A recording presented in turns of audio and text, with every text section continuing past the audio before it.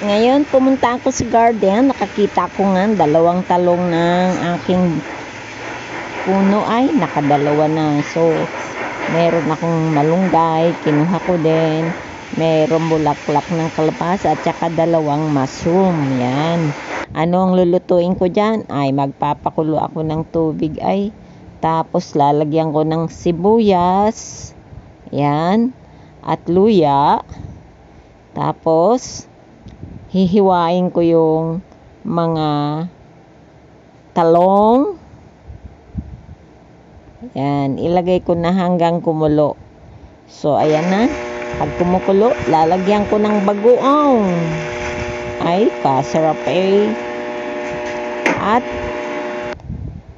ihalo ng kaunti at nang medyo luto na yung talong, ilagay na yung dahon o kaya yung bulaklak ng kalabasa.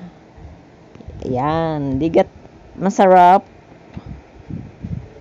Ang ginawa ko dyan ay pinakuluan ko muna yung mushroom para maluto yun kasi ay dried. Tapos ayan na, ilalagay ko na yung kamote, yung mga dahon, tsaka malunggay.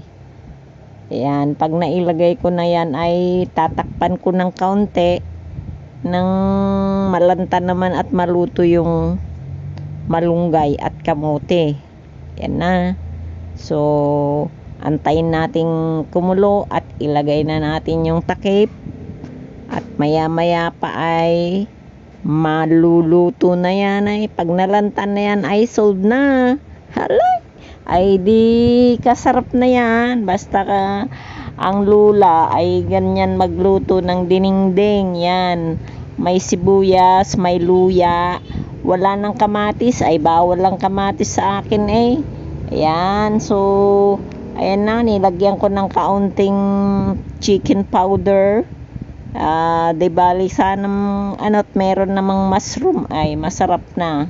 Ayan. Tikman natin nga kung masarap. Sarap. Okay, tamang-tamang asin at yung bagoong pala, tamang-tama lang yung lagay ko. So, patayin na natin. Yan na, ihahain na. Ayan, kasarap na eh. Oh, tikmi. Digat masarap na. Ay tutulak ng maraming kanin ni Re. Ayan, salamat.